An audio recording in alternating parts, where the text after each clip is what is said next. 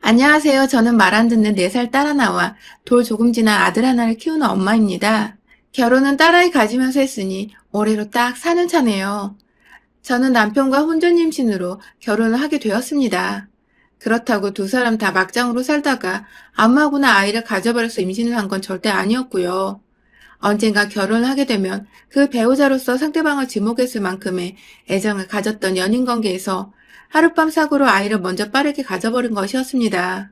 사실 고지식하고 또 엄격한 아버지 밑에서 자란 저는 임신 사실을 알게 된 순간 온 세상이 저한테 등을 돌려버린 기분이었습니다. 그 어떠한 달콤한 말을 건네도 저에겐 세상으로부터 버림받은 사람이니 말을 섞지 말라고 사람들이 손가락질을 할 것만 같았죠.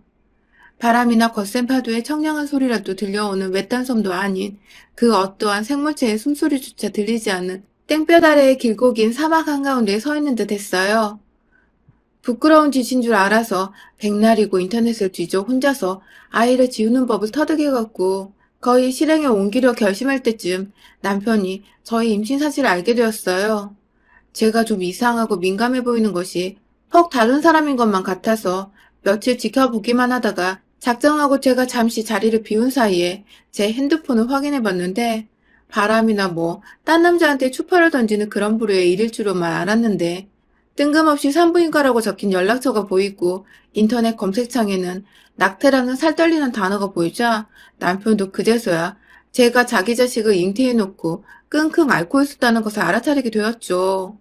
다행히도 남편은 제가 생각했던 것보다 훨 어른스럽고 책임감이 있는 사람이었습니다. 아이를 함께 키우면 키웠지 절대로 제 뱃속에서 아이를 지우는 일은 없을 거라며 제 손을 잡고 당장에 식장을 예약하러 가준 남편.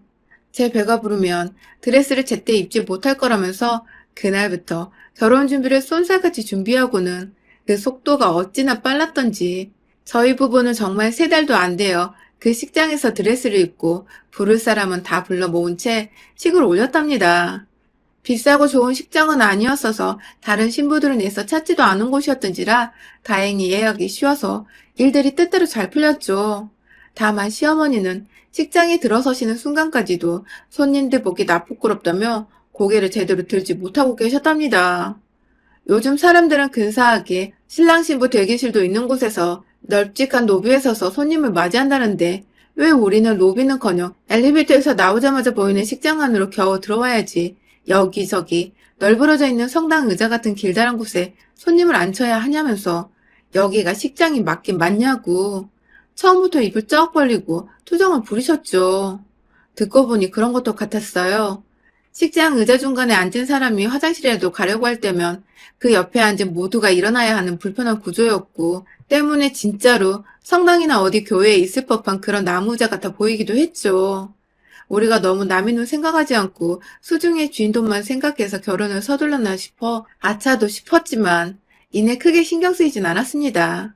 사람이 분수에 맞게 살아야 하기도 하고 이대로 남편이 저와 결혼을 해준다는 것만으로도 전 고맙고 미안하기도 했었어서 우리 두 사람이 손만 잡고 들어갈 수만 있으면 어디든 좋았어요. 갑작스레 임신을 하게 되었고 결혼에 대해 아주 진지하게 논의를 해본 적이 없었던 저희는 아니 남편은 제 배가 불러오기 전에 최대한 빨리 식을 끝내버리고 안정을 시키는 게 우선이었고 그런 남편을 보면서 저도 남들 눈보다는 그저 우리가 결혼을 하루라도 빨리 맹세할 수 있으면 좋겠다는 설렘으로만 가득 차 있었죠. 그렇게 시골리던 날 시어머니는 손님마저 공간도 제대로 없어 식장 안으로 오는 사람들을 앉혀가며 인사를 하셨고 그 중에 저희 부모님은 계시지 않았습니다.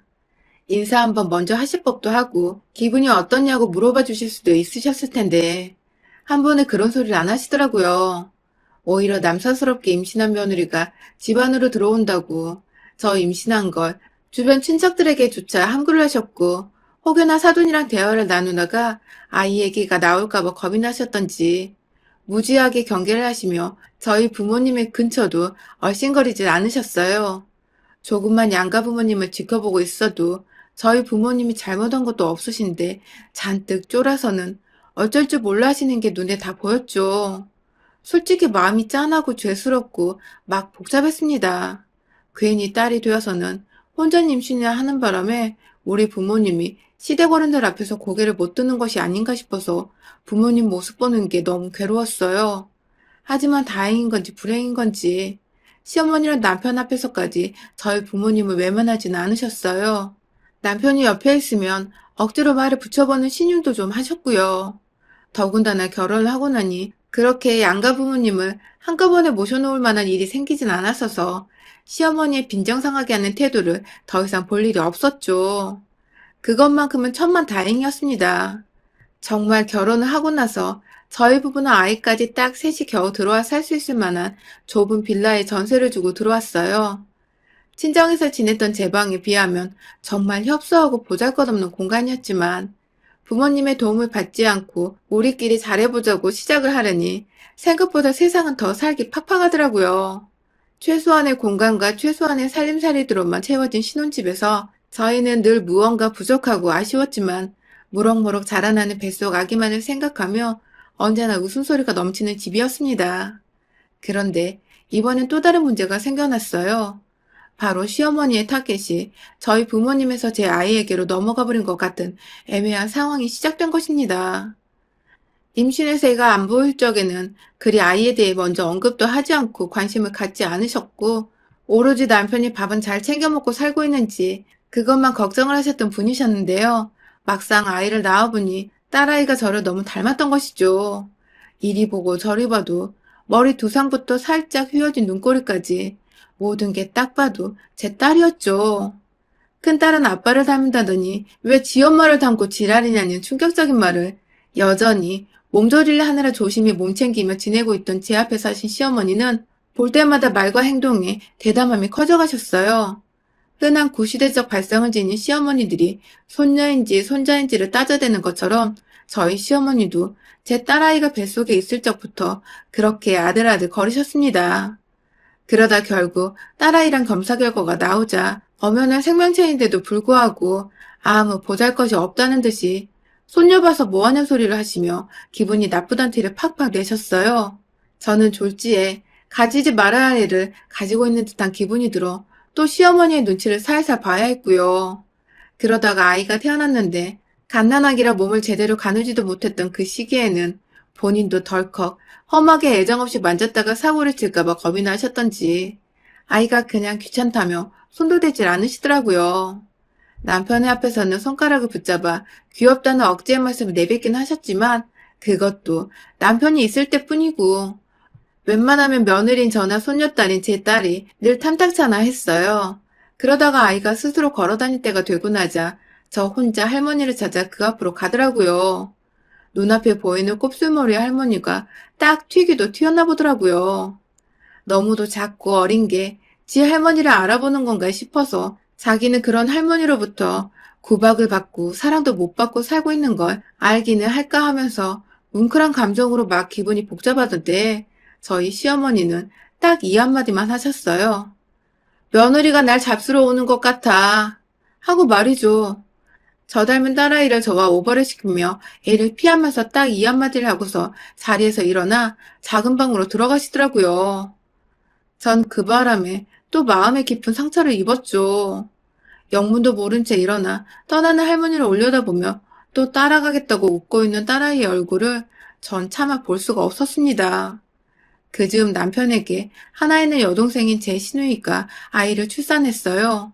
시누이는 저와 달리 결혼도 제때 했고 그 후에 임신을 해서 아이를 낳은 것이었는데요.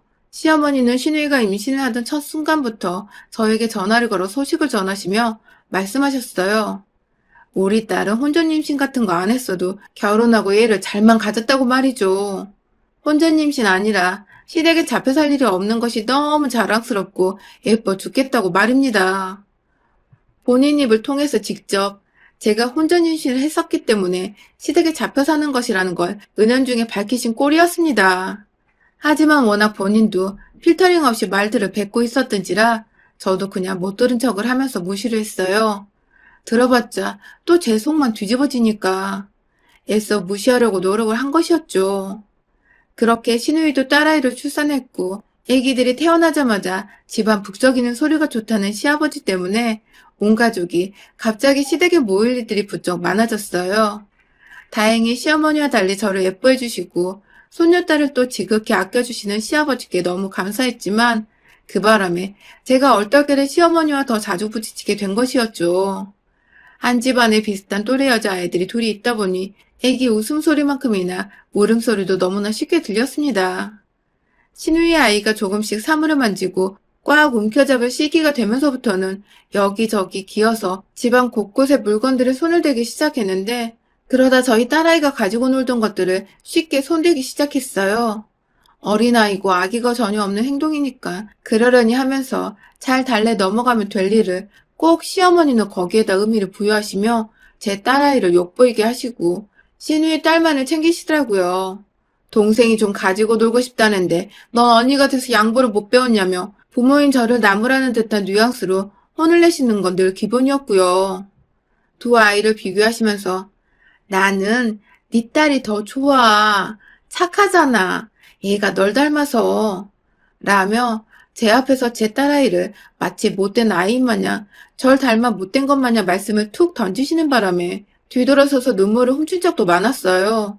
이제는 남편의 앞이고 뭐고 그냥 생각 없이 본인 할 말을 뱉어내시는 바람에 남편도 그 소리를 저와 함께 여러 듣게 되었고 그때마다 남편도 화가 나서 시어머니께 그런 소리를 애들 앞에서는 가려서 하라고 언성을 높이긴 했었는데 그래봤자 그때만 잠깐 조심했을 뿐이었고 이내 시어머니는 다시 궁시렁궁시렁 거리며 말문을 트셨고 급기야 남편이 없을 때 제게 찾아와 네가 내 아들한테 내 입 다물게 종용하는 거니?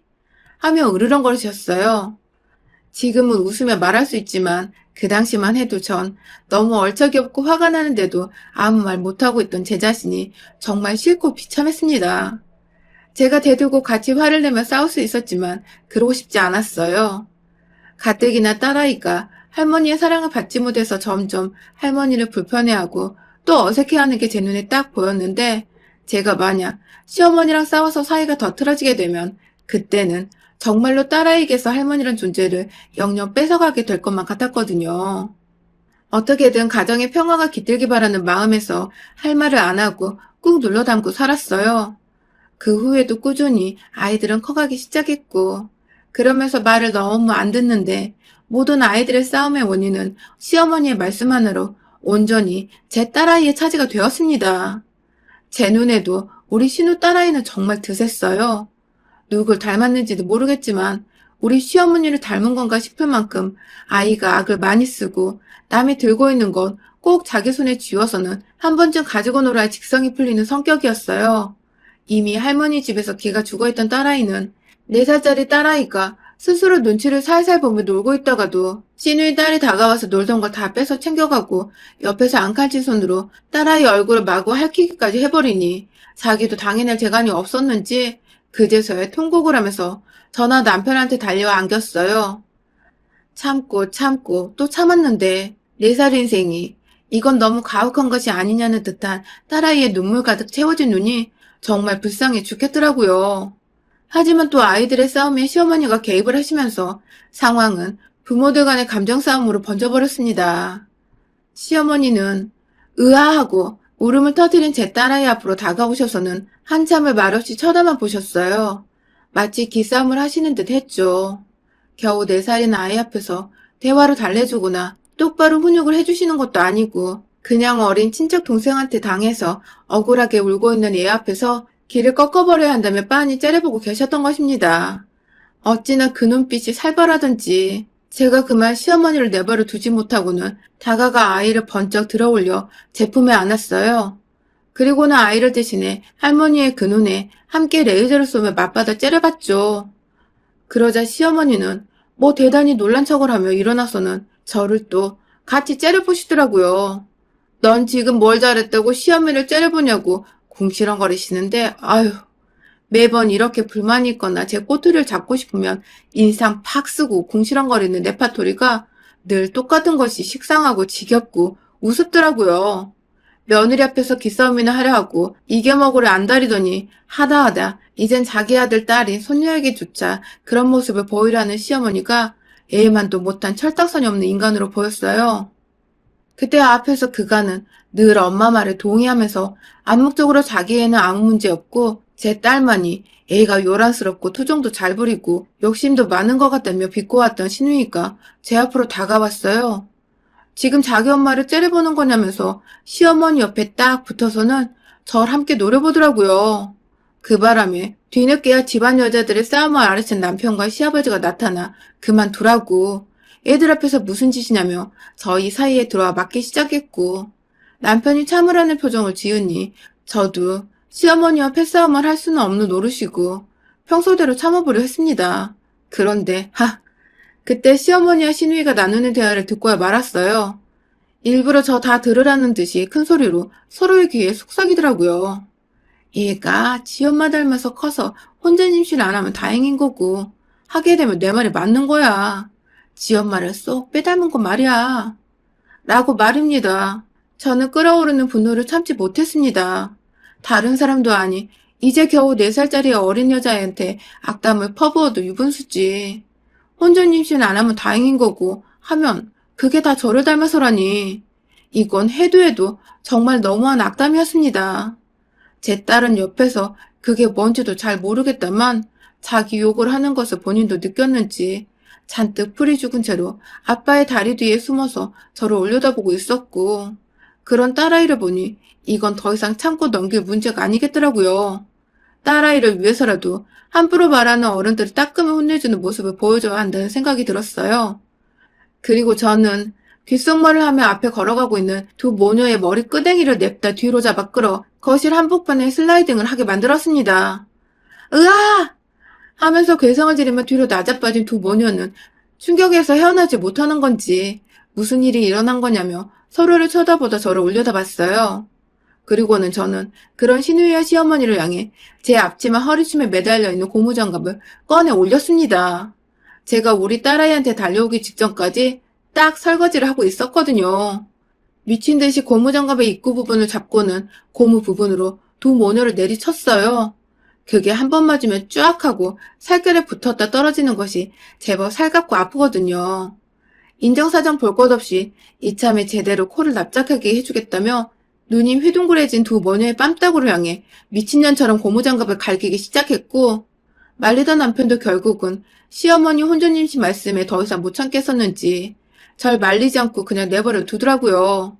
그러다가 결정적인 타이밍에 시누이가 자리에서 일어나 제게 무력으로 말리려고 할 때쯤 남편이 시누이의 뺨을 거하게 때리고는 소리를 질렀습니다.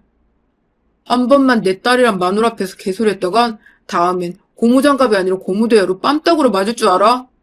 라고 말이죠. 시누이는 그 순간 자기 오빠한테 잔뜩 쫄아버린 건지 무심코 자기 뺨을 어루만졌어요. 저한테 고무장갑으로 얻어맞고 바로 친오빠한테 뺨까지 양쪽으로 번갈아 맞아 버린 바람에 얼굴이 완전 뻘겋게 상기가 되어 있었어요. 옆에서 시어머니는 자기도 맞을까 싶어서 두 손을 뺨에 올려놓은 채 멀뚱히 겁에 질려 절 쳐다보고 있었고요. 한 방에 제압이 된 시댁 분위기, 더 이상 시어머니는 제 딸아이 앞에서 싫어하는 티를 내지 않으셨어요. 졸지에 저와 남편은 시댁에서 고무장갑으로 대장을 먹고는 그날 유유히 딸아이를 데리고 그 집을 나섰습니다. 지금까지도 시댁은 저희 부부를 찾지 않고 있으며 저희 또한 시댁과 발길을 끊기로 작정을 한 채 아이의 육아에만 집중을 하며 나름 바쁘고 정신없는 나날을 보내고 있어요. 얼마 전 시아버지께서 슬쩍 전화가 오셔서는 시어머니가 아이를 보고 싶어 한다는 얼토당토 없는 말을 꺼내시며 시댁에 한번 놀러 오라는 말씀을 하셨는데 죄송하지만 그 집 구석에 이제 갈 일이 없을 거라는 쿨한 대답을 드린 채 전화를 끊었답니다. 아휴, 지금 생각해도 그날 일은 속이 시원해 죽겠어요. 우리 아이한테 혼전 임신이 어쩌고 저쩌고 막말을 날린 시어머니께 더한 짓을 못한 게 조금 아쉽긴 하지만 자기를 쏙 빼닮은 시누이가 자기 때문에 뺨따구를 어마무시하게 맞은 것을 보고는 자업자득이라 생각을 하셨는지 여태 잠잠하고 조용하십니다. 그러게 인생은 다 뿌린 대로 거두는 겁니다. 여러분의 생각은 댓글로 남겨주세요. 오늘도 시청해주셔서 정말 감사합니다.